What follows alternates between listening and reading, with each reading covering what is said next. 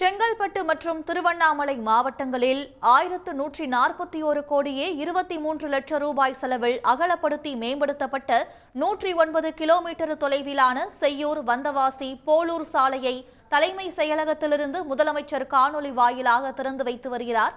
அந்த காட்சிகளை பார்த்து வருகிறோம். கூடுதல் விவரங்களுடன் செய்தியாளர் கண்ணன் இணைப்பில் இருக்கிறார். கண்ணன், இந்த நிகழ்ச்சியில் முதலமைச்சருடன் வேறு யாரெல்லாம் பங்கேற்றிருக்கிறார்கள்? விவரங்கள் என்ன?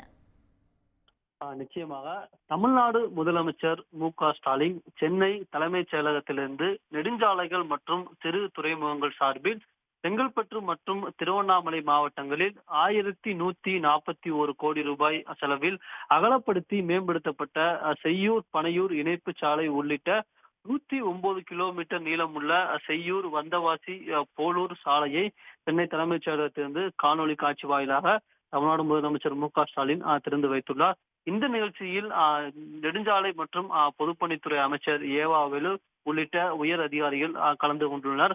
இதனைத் தொடர்ந்து தமிழ்நாடு முதலமைச்சர் மு.க.ஸ்டாலின் கூட்டுறவு உணவு மற்றும் நுகர்வோர் பாதுகாப்பு துறையின் சார்பில் தமிழ்நாடு நுகர்பொருள் வாணிப கழகத்தின் சார்பில் 92 கோடி ரூபாய் செலவில் கட்டப்பட்டுள்ள 6 வட்ட செயல்முறை கிடங்கு வளாகங்கள், 11 நேரடி நெல் கொள்முதல் நிலையங்கள், 4 மேற்கூரை அமைப்புடன் கூடிய நவீன நெல் சேமிப்பு தளங்கள் ஆகியவற்றை திறந்து வைத்துள்ளார்.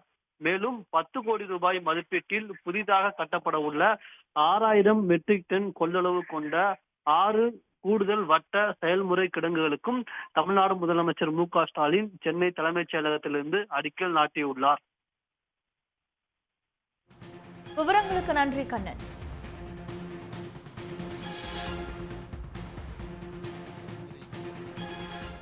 நாட்டிட வருகை புரிந்திருக்கும் மாண்புமிகு முதலமைச்சர் அவர்களை வணக்கத்துடன் வரவேற்கிறேன். இன்றைய நிகழ்வில் கலந்து கொண்டிருக்கும் மாண்புமிகு பொதுப்பணித்துறை அமைச்சர் அவர்களையும் மாண்புமிகு